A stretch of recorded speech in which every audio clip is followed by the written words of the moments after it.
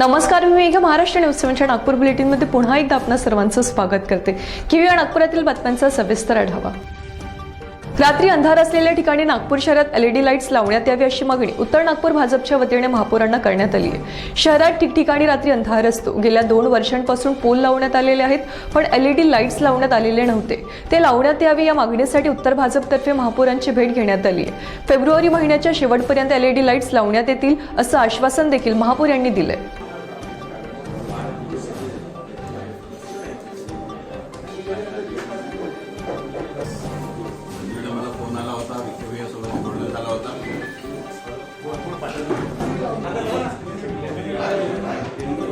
आणि मार्चच्या पूर्वी प्रत्येक पोलला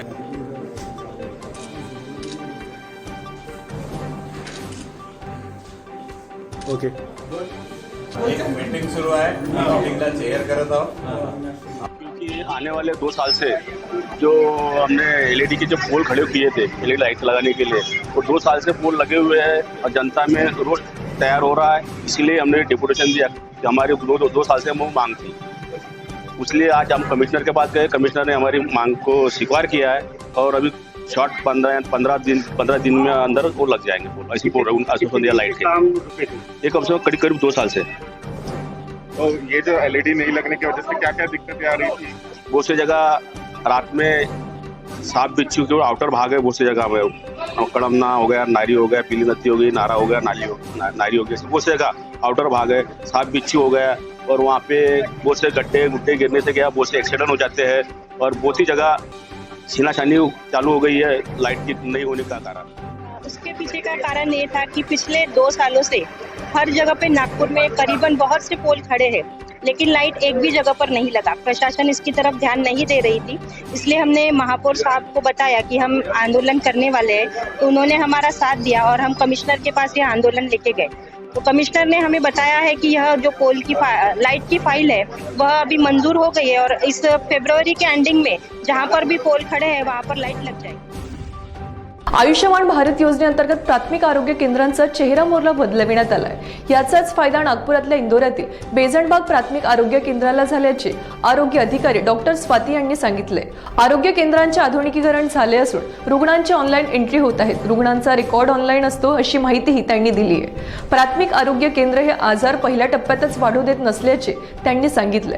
दरम्यान टाटा ट्रस्टने यासाठी मदत केली असून टाटा ट्रस्टचे सीईओ श्रीनाथ नाथजीवन यांनी बेजणबाग प्राथमिक आरोग्य केंद्राला भेट दिली है.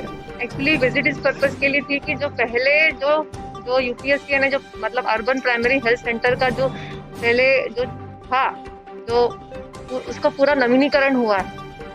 फेज वाइज किया है टाटा ट्रस्ट ने, फेज 1, फेज 2, फेज 3.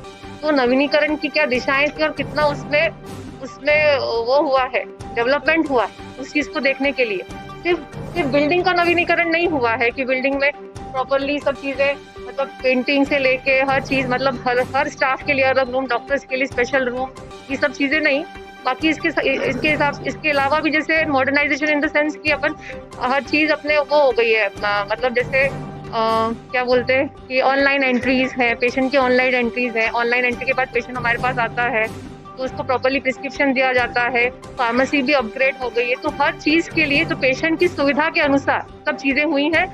और पेशेंट उसके कारण जो पेशेंट जो है पहले नंबर बहुत कम था पेशेंट्स का. जैसे अभी पहले पेशेंट के 30 या 40 का नंबर था, अभी 100-150 की ओपीडी हो गई है. क्योंकि पेशेंट को भी लगता है ना कि इतना जैसे प्राइवेट सेटअप जैसा यहाँ पे पूरा है चीजें और फ्री ऑफ कॉस्ट अगर इतना अपने को मिल रहा है, सुविधाएं जो मिल रही है, जन सुविधा मिल रही है, फ्री ऑफ कॉस्ट मिल रही है, तो उनको लगता है कि उस चीज का हमें भी वो उठाना चाहिए, लाभ उठाना चाहिए. देखिए डेवलपमेंट भी हुआ है. एक तो मैंने आपको बताया कि पूरा नवीनीकरण हुआ है, बिल्डिंग का नवीनीकरण हुआ है. उसके बाद जो है कि हर चीज का अपन जो है ना एक सेंटर से ऑनलाइन सिस्टम चालू हो गया है.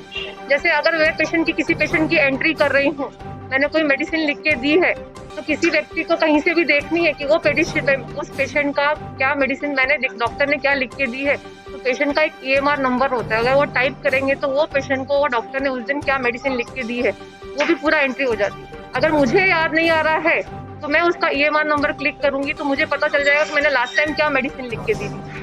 पूरा मतलब नो पेपर काम हो गया है, सब ऑनलाइन है और पेशेंट का रिकॉर्ड प्रॉपर्ली मेंटेन. पहले क्या होता था चिट्ठियां देते थे तो जो प्रिस्क्रिप्शन है ना गुम जाते थे, अब पेशेंट नेक्स्ट टाइम आता था, प्रिस्क्रिप्शन लेके नहीं आया, डॉक्टर को भी याद नहीं रहता था। पर अभी क्या है, क्योंकि एक सिस्टम जनरेट हुआ है, EMR सिस्टम, पेशेंट को हम एक पर्टिकुलर नंबर देते हैं, वो नंबर हमारे सिस्टम में रहता है, पेशेंट का नाम क्लिक किया तो नंबर आ जाता है। तो हमको अगर देखना हो कि अगर पेशेंट को क्या हमने दवाई दी है तो हमको भी पता चल जाता है, पेशेंट को भी पता चल जाता है।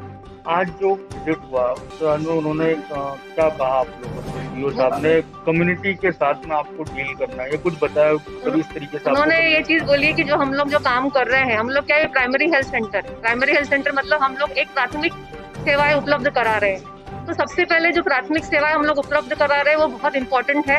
और जो हम लोग कर रहे हैं, हम लोग क्या ये है प्रिवेंशन कर रहे हैं। क्या है, ट्रीटमेंट अपन कब तक कर सकते हैं, ट्रीटमेंट से पहले एक प्रिवेंशन होता है। तो जैसे हम लोग यहाँ पे बीपी का अपन सुविधा दे रहे हैं, बीपी SpO2 मॉनिटरिंग, ये सब चीजें अपन दे रहे हैं। तो सुविधा के हिसाब से अपन जो सुविधाएं उपलब्ध करा रहे हैं, तो कोई बीमारी को बढ़ने नहीं दे रहे। जैसे हम बीपी की दवाएं अपने पास उपलब्ध है, शुगर की दवाएं अपने पास उपलब्ध है, तो हम लोग उसको पहले फर्स्ट स्टेप में हम लोग रोक रहे हैं। और जहाँ लगता है कि ये चीजें अभी थोड़ा सा जैसे आगे का हमको किसी अस्पताल के लिए हमको भेजना है, तभी भेजते हैं जब यहाँ पे वो उस चीज का इलाज यहाँ पे संभव नहीं है। तो हमारा यही कोशिश रहेगी कि पहले ही उस बीमारी को यहीं पे अपन रोकथाम कर ले। और उन्होंने देखा है कि ये चीज के लिए हम लोग बहुत सक्षम है, क्योंकि आशाएं हैं हमारी जो ग्रुप में जो एरिया में जाके विजिट करती है, लोगों को बताती है, उनका बीपी लेते हैं वो लोग, उनको बोलते हैं कि यहाँ पे प्राथमिक जो शिक्षा प्राथमिक अपना केंद्र है, स्वास्थ्य केंद्र है, यहाँ पे आके आप सारी सुविधाएं ले। हम गर्भवती माताओं को, छोटे बच्चों को इम्यूनाइजेशन भी हो रहा है ना, अपना जो लसीकरण हो रहा है, 5 साल से कम उम्र के बच्चों का लसीकरण हो रहा है। गर्भवती माताओं को सारी फैसिलिटी हम दे रहे हैं, उनके इन्वेस्टिगेशन से लेके उनका पूरा ट्रीटमेंट यहाँ पे हो रहा है। मैं खुद गायनेकोलॉजिस्ट हूँ यहाँ पे, तो अगर यहाँ पे कॉपर्टी लगानी है जैसे, तो वहाँ यहाँ पे वो सब चीजें हो रही हैं।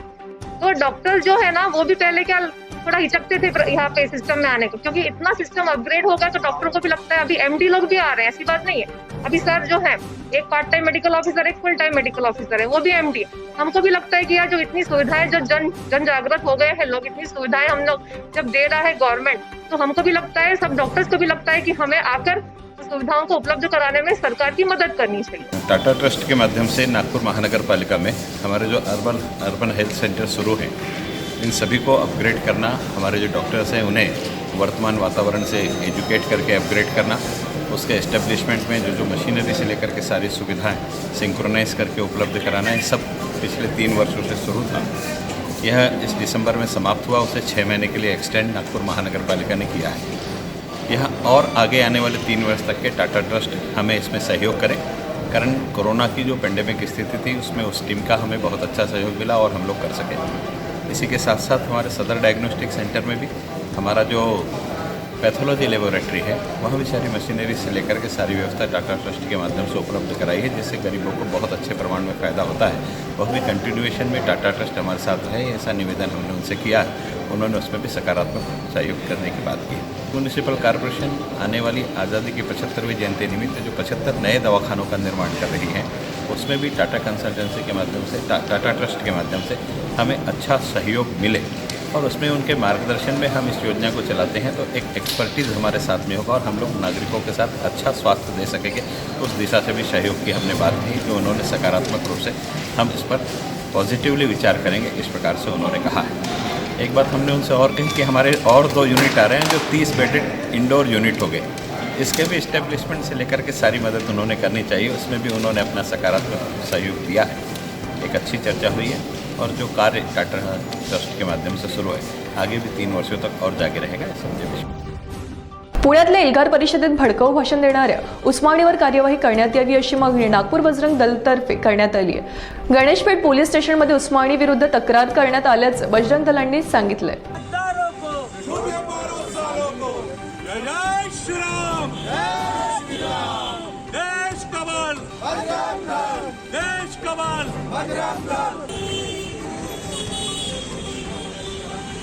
सर्वप्रथम पहले तो ये FIR अभी हुई नहीं है, पुलिस का अभी PI साहब नहीं मिले हमको, ड्यूटी इंचार्ज थे, वो उनसे बात हुई कि आप 3 बजे आइए, FIR करवाने की बात साहब से होगी। ये FIR इसलिए है कि एल्गार परिषद जो हर साल पुणे में होती है, वहाँ पे इस बार अपना शर्जिल उस्मानी नामक JNU का कार्यकर्ता वहाँ पर आता है और इस बार फिर से एक भड़काऊ भाषण देता है, जिसमें हिंदुओं को सड़ा हुआ बताना, हिंदू पूरे समाज को सड़ा हुआ बता रहा है। तो बजरंग दल इसकी घोर निंदा करता है और इस पर कार्रवाई होनी चाहिए। इयत्ता 12वीच्या परीक्षेदरम्यान कॉपी करताना पकडल्याने राज्य शिक्षण मंडळाने फेर परीक्षा देण्यास सांगितले होते। या निर्णयाच्या विरोधात उच्च न्यायालयाच्या खंडपीठाने आव्हान देण्यात आले होते। भरारी पथकाने रंगेहात पकडल्याने फेर परीक्षा द्यावी लागणार असा निर्णय उच्च न्यायालयाच्या नागपूर खंडपीठाने दिलाय। गणेशपेठ पोलिसांनी दरोडा टाकण्याच्या तयारीतील आरोपींना अटक केली आहे। हुदाई शोरूम गल्लीमध्ये 4-5 संशयित बसले होते। हर्षल मादाडे, प्रेमचंद्र गावरकर, शेख इम्रान, सय्यद अली अशी अटक करण्यात आलेल्या आरोपींची नावे असून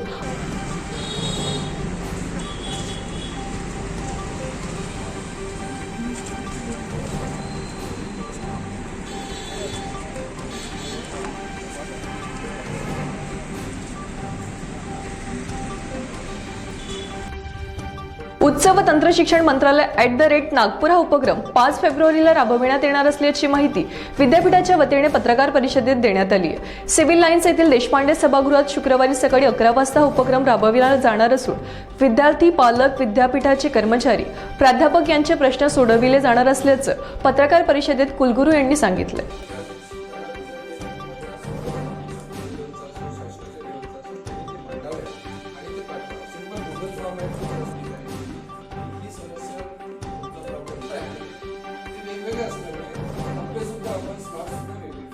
कार्यक्रम राहील आणि त्याची अंमलबजावणी सुरू झालेली आहे त्या निवारणाची। तर अशा पद्धतीचं आहे आणि या दिवशी 5 तारखेला गर्दी एकदम होऊ नये, सोशल डिस्टन्सिंग सुद्धा पाहायला जावं आणि समस्या मिक्स होऊ नये, जसे त्याकरता आम्ही स्लॉट्स दिलेले आहेत। शिक्षण संस्थाचे प्रमुखांकरता एक स्लॉट, नॉन टीचिंग करता एक स्लॉट, टीचर करता एक स्लॉट, स्टुडंट्स आणि पालकांकरता असे स्लॉट्स दिले जेणेकरून ते सेम गटाचे लोक एकत्र येतील आणि आपल्या युनिफॉर्म समस्या तिथे मागतील। एक दुसऱ्या शिक्षण संस्था आणि टीचर जर एकत्र ठेवले तर कदाचित प्रॉपरली ते जस्टिफिकेशन देऊ शकणार नाही। तर म्हणून ते आपण वेगवेगळे स्लॉट्स घेतले, त्याच्यामध्ये युनिफॉर्मिटी येईल, त्यामध्ये गर्दी जी आहे ती आटोक्यात राहील। नागपूर सिटीझन फोरमच्या वतीने नागपूर शहरातील बगीच्यातील प्रवेश आणि पार्किंगचा विरोध करण्यात आलाय। फोरमने यासाठी हस्ताक्षर अभियान देखील सुरू केलंय। महानगरपालिकेच्या बगीच्यातील व्यावसायीकरणाला विरोध करण्यात येतोय।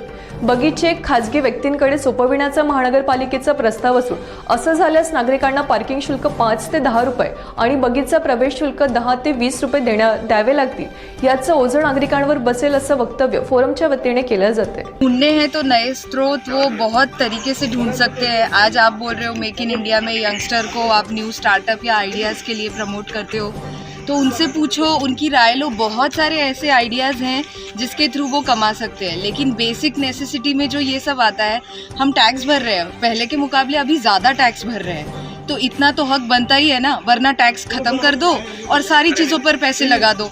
मतलब आप टैक्स मत ही लो किसी भी चीज़ों पर, तो कोई फैसिलिटी मत दो फिर हमें। आप हर चीज़ पे टैक्स भी ले रहे हो और कमाने के ज़रिए भी ढूंढ रहे हो, तो ये गलत है। हाँ, आप कुछ ऐसा आइडिया निकालो, बहुत सारे लोग एक सुंदर सी मूर्ति बना दो, उसके आगे दान पेटी रख दो, या फिर आप कहो कि हमने कितने अच्छे काम किए, आप दान पेटी रख दो, लोग देंगे, देने वाले देते हैं, लेकिन उस चक्कर में हर किसी को पे करना पड़े, ये तो बहुत गलत है। मतलब ये हम सारे सिटीज़न का राइट है ये सारी चीज़ें, तो इस पर तो नहीं लगाना चाहिए। माना इकोनॉमी ख़राब थी और किसने ख़राब की है वो भी हम सब जानते हैं, सिर्फ कोविड का टाइम नहीं है, पहले से है। तो प्राइवेटाइजेशन या फिर वसूलना ही नहीं है। एक टाइम आप हफ्ते में कुछ डिसाइड कर सकते हो कि आप अच्छा मेंटेन करोगे और उस पर आप पैसे लो अगर इवेंट करा रहे हो, पर उसका साफ़ करना भी फिर आपको जिम्मेदारी लेनी पड़ेगी।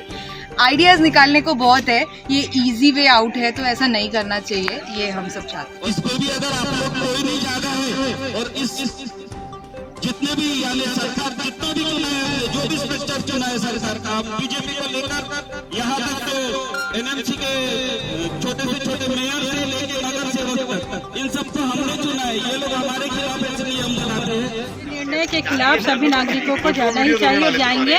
ये सरकार को नागरिकों को सुविधा देने के अंतर्गत आता है ये, तो ये इसको उनको बाजार के तहत इस्तेमाल नहीं कर सकते हो, इसका मार्केटिंग नहीं कर सकते हो। इन लोगों के लिए सुविधा मुहैया कराना प्रशासन का ये नियम है, उनका कर्तव्य है, तो ये उसको वो इस तरह से इस्तेमाल नहीं कर सकते नागरिकों से शुल्क लेकर। ये निःशुल्क देना आवश्यक है। है, मतलब इतने सालों से जो लोगों के लिए फ्री था, ऐसा लग रहा है कि जैसे मनपा के पास अभी बजट ही नहीं है कि सिटीजन्स को फ्री शुद्ध हवा और शुद्ध वातावरण देने के भी अब उनको पैसे लेने पड़ रहे हैं। तो ये पूरी तरह से गलत है। और उनको अगर नागपुर में वैसे बहुत सारे प्राइवेट पार्क हैं, उनको अगर पैसा वसूल करना है तो उन पे टैक्स बढ़ाओ जहाँ पे ऑलरेडी प्राइवेट पार्क हैं। ये जो पब्लिक पार्क है जहाँ पे कई बच्चे सिर्फ पढ़ाई करने आते हैं, कई लोग सुबह योगा करने आते हैं और सीनियर सिटीजन्स आते हैं, इतने सालों से आते हैं, उनसे पैसा लेना इस तरह से बहुत गलत है। हुतात्मा जवान भूषण सतई यांच्या कुटुंबियांना राज्य सरकारकडून 1 कोटी रुपयांची मदत देण्यात आली।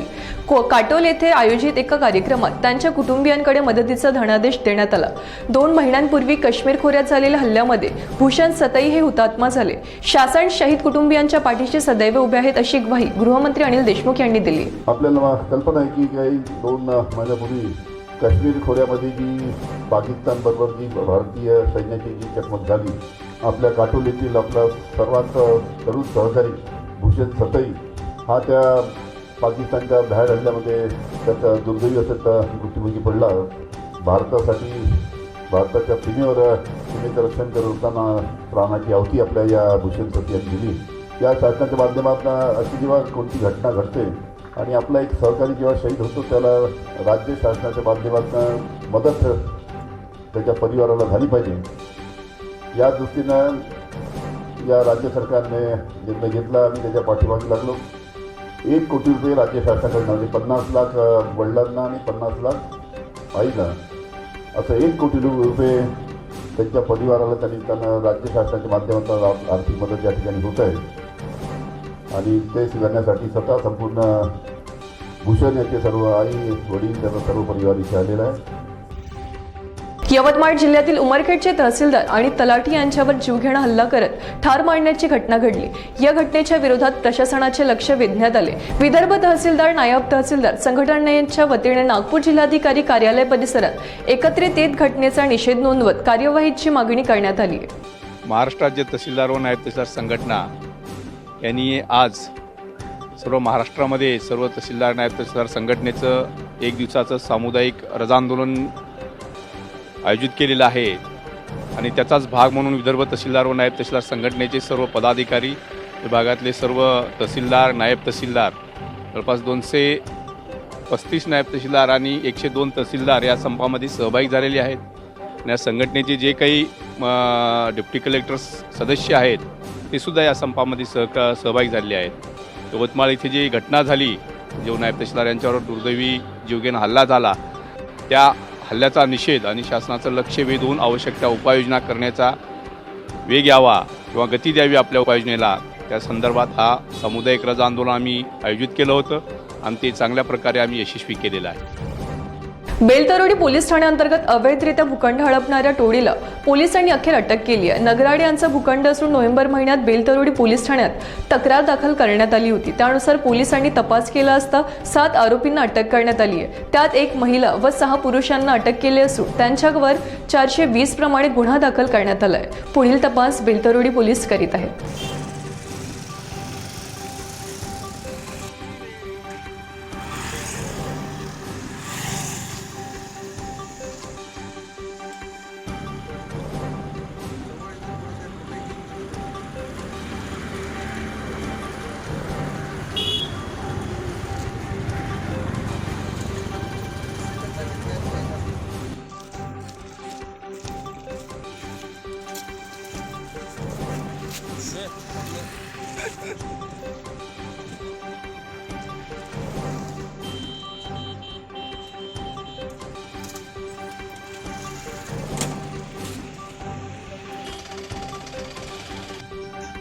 फुटमेंटेचा गुन्हा 11व्या महिन्यात आमच्याकडे दाखल झाला होता पोलीस स्टेशन बेलतोडीला।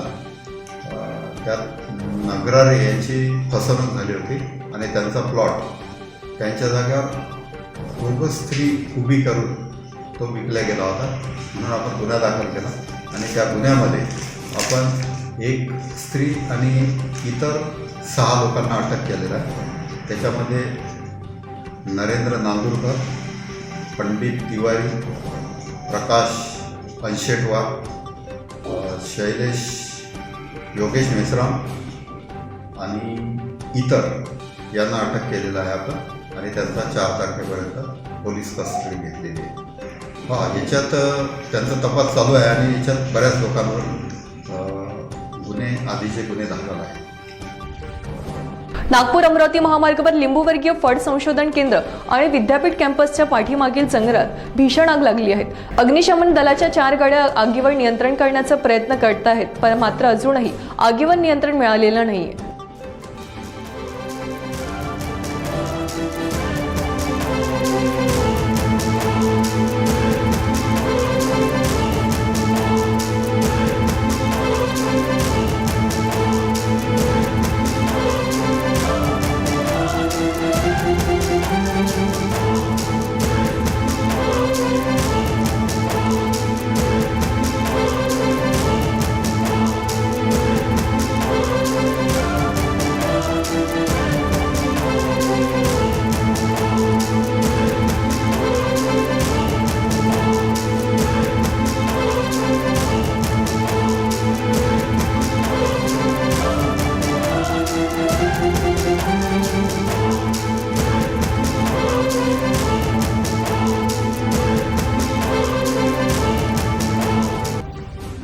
स्वामीनारायण स्कूल या नागपुरातील प्रतिष्ठित शाळेने अचानक 900 विद्यार्थ्यांना शाळेच्या ऑनलाईन स्टडी ग्रुपमधून काढण्याचा धक्कादायक प्रकार पुढे आला आहे. त्यामुळे शाळेसमोर मोठ्या संख्येने पालक जमा झाले होते. त्यात भर पडली ती मनपा परिवहन समिती सभापती बाल्या बोरकर यांची. बोरकर यांच्याही मुलांना शाळेच्या ऑनलाईन क्लासेसच्या ग्रुपमधून काढण्यात आली आहे. 8 तारखेपासून परीक्षा असल्यामुळे पालक काळजीत होते. नंतर काही पालकांनी समजूत काढल्यामुळे शाळा प्रशासनाने समोर येते. सर्व मुलांना परत ग्रुपमध्ये समाविष्ट करण्याची हमी दिल्यावर सर्व पालक परतले. आप लोगों को तकलीफ दिया है इसके लिए सबसे पहले क्षमा।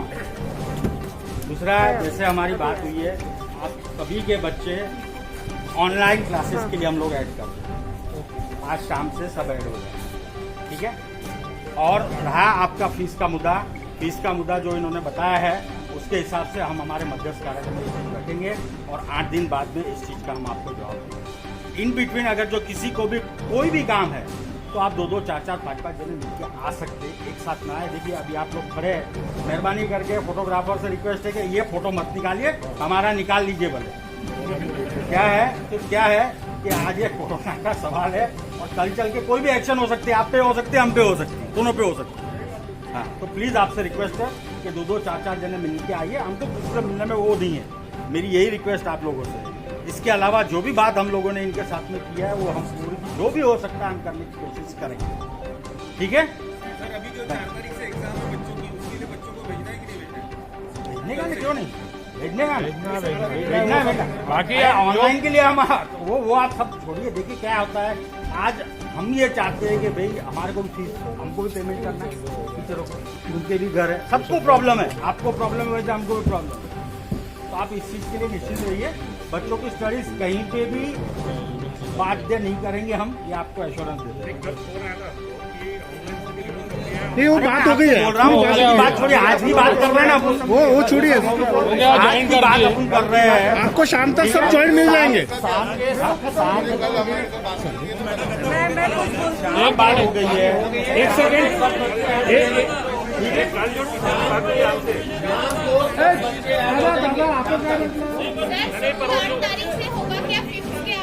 ठीक है। अभी देखिए आप 1 सेकेंड, चेतना भाभी कुछ बोल रहे हैं क्योंकि क्या है कि बच्चों का पूछने का समय हो गया है। मेहरबानी करके आपको रिक्वेस्ट है कि सब लोग आप डिस्पर्स हो जाए।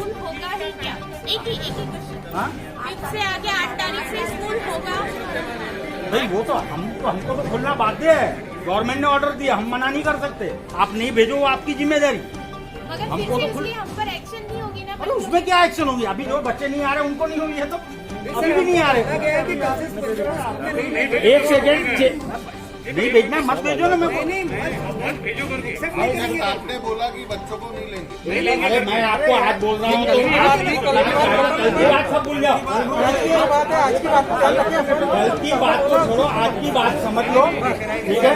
देखिए 1 सेकेंड सब मत बोलिए। देखिए कल तक जो घटना, देखिए 1 मिनट, कल तक के जो स्कूल में घटनाक्रम घटे थे वो भूल जाइए। जो पेरेंट्स को रिमूव किया गया था वो पेरेंट्स को आज शाम को 8 बजे तक के 8 बजे तक जो बच्चों को पेरेंट बोले तो पेरेंट्स ही बच्चे थोड़ी ना करूँ, 8 बजे तक के उनको वापस से ज्वाइन कर लिया जाएगा। 8 बजे तक की इसलिए क्योंकि टीचर लोग क्लासरूम में अभी वो लोग जब फ्री हो जाएंगे वापस से ज्वाइन 8 बजे तक के कर लेंगे। उसके बाद आगे क्या जो थोडी सी बात है वो चेतना भाभी बता रहे। बातमीपत्रामध्ये वेळ झाली, इथेच थांबण्याची। पुढील बातम्यांकरिता बघत रहा महाराष्ट्र न्यूज 7।